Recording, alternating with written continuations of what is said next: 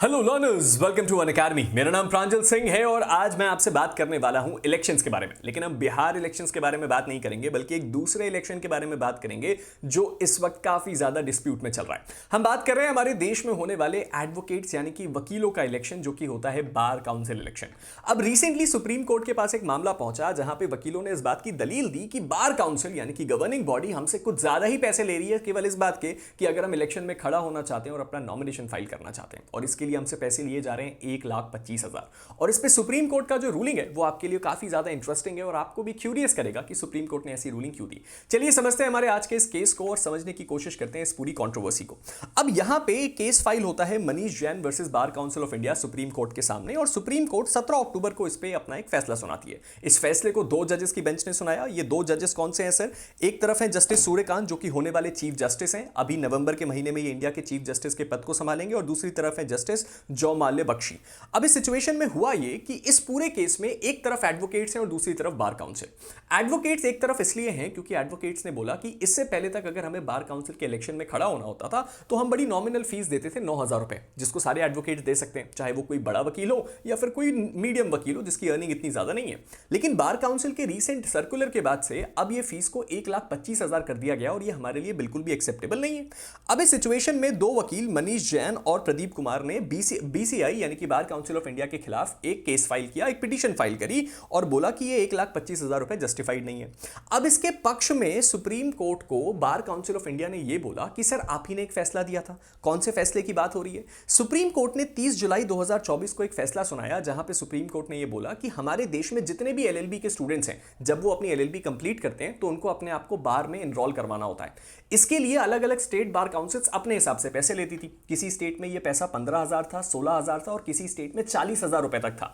अब supreme court ने यह बोला कि आप इतना एक्स्ट्रा ऑर्डिनरी पैसा नहीं ले सकते, इसीलिए अब इस पैसे को जनरल कैटेगरी के लिए 750 रुपए और एससी एसटी कैटेगरी के लिए 125 रुपए हम करते हैं।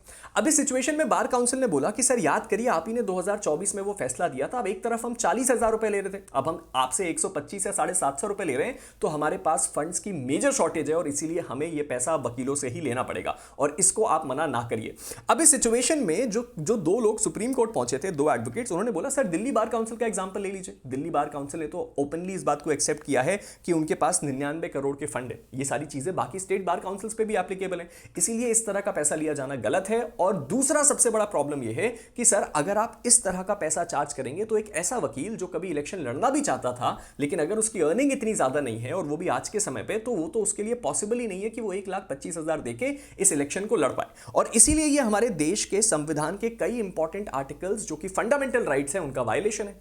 अब आमतौर पे लोगों को ये लगा कि सुप्रीम कोर्ट शायद इसमें कोई एक इंपॉर्टेंट रूलिंग देगी और वो बोलेगी कि भैया ठीक है, चलो अगर ऐसा है तो हम कुछ पैसे को नॉमिनल करने को बोलते हैं। लेकिन इसके ऊपर सुप्रीम कोर्ट का ऑब्जर्वेशन जस्ट उलट आया। क्या आया? सुप्रीम कोर्ट की बेंच इस बात को लेकर थोड़ी सी आपका नॉट सो फ्रेंडली लगी कि वो इस पिटीशन को एंटरटेन करना चाहते हैं। सुप्रीम कोर्ट ने सबसे पहला सवाल ये पूछा कि ठीक है, ये इशू तो हम समझ रहे हैं, लेकिन आप मुझे ये बताइए, आप सबसे पहले हाई कोर्ट क्यों नहीं गए? ये मामला तो हाई कोर्ट में भी रिजॉल्व किया जा सकता था।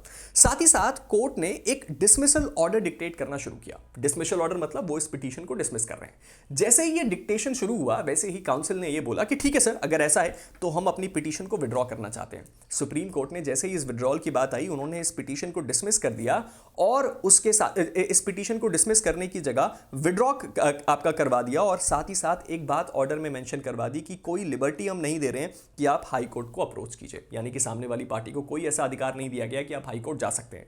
साथ ही साथ जस्टिस सूर्यकांत, जो कि होने वाले चीफ जस्टिस हैं, उन्होंने ये भी बोला कि इसमें इतनी जल्दी क्या है, एक बार इलेक्शंस हो जाने दीजिए। हमने आपको बोला है कि आप जनवरी 2026 तक इलेक्शन कंप्लीट कराइए, आप उसके बाद आ जाइएगा। वैसे भी आपको वो लोग आपके सपोर्ट करने वाले आपका इतना खर्च उठा लेंगे, और इसके बाद इस पिटीशन को खत्म कर दिया गया। तो इस वक्त की प्रेजेंट स्टेटस यह है कि जब तक कोई अगला प्रोग्रेस किसी अगले केस में नहीं आता, हमारे देश की बार काउंसिल इलेक्शंस में जो पैसा लिया जाएगा नॉमिनेशन के लिए, वो 1,25,000 ही रहने वाला है। अब आपके हिसाब से ये फैसला वकीलों के हित में है या नहीं, आप अपना कमेंट सेक्शन में ओपिनियन जरूर दीजिएगा, क्योंकि मुझे भी वो देखने का इंतजार है कि कितने लोग इसके फेवर में और कितने लोग नहीं। फिलहाल हम इस वीडियो को एंड करते हैं, लेकिन वीडियो को एंड करने से पहले 2 इंपॉर्टेंट बातें। अगर अभी तक आपने मेरे टेलीग्राम ग्रुप प्रांजल सिंह अकेडमी को फॉलो नहीं किया है तो उसको फॉलो जरूर कीजिए। मुझसे जुड़ी हुई सारी अपडेट, सारी जानकारियां, मेरी क्लासेस की पीडीएफ, और अगर आप मुझसे डायरेक्टली बात करना चाहते हैं तो वो सब कुछ मेरे इसी टेलीग्राम ग्रुप पे पॉसिबल है।